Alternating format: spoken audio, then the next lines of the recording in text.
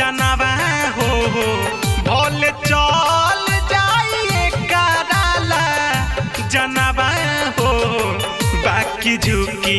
नहीं भारत माँ के सनवा हो बाकी झुकी नहीं भारत माँ के सनवा हो जग में ऊंचा रही भारत के नमवा हो जग में ऊंचा रही भारत के नमवा हो हरदम फहरत रही तीन रंग तिरंगा हो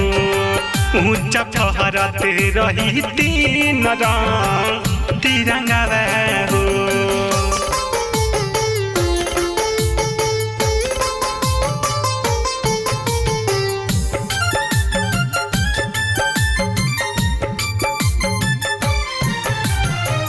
नेताजी सुभाष रहले देश के जवान हो देश सबेला भइले कुर्बान हो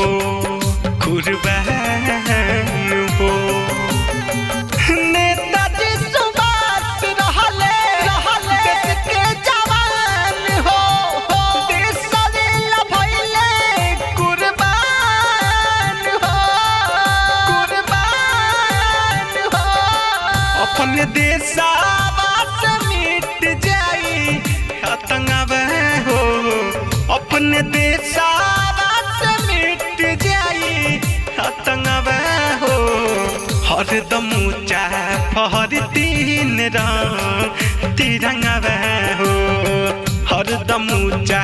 फहर तीन रंग तिरंगा हो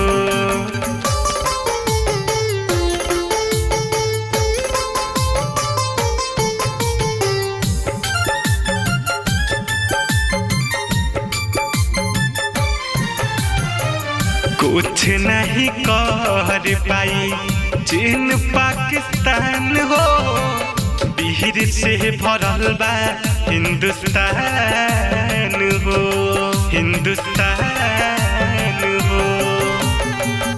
कुछ नहीं कर पाई चीन पाकिस्तान हो वीर से भरल बा हिंदुस्तान हो सोहन सावरिया दिए कराला जनवा हो सोहन सावरिया दिए कराला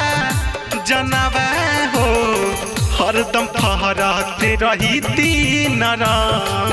तिरंगा हो ऊंचा फहरत रही तीन रंग तिरंगा हो।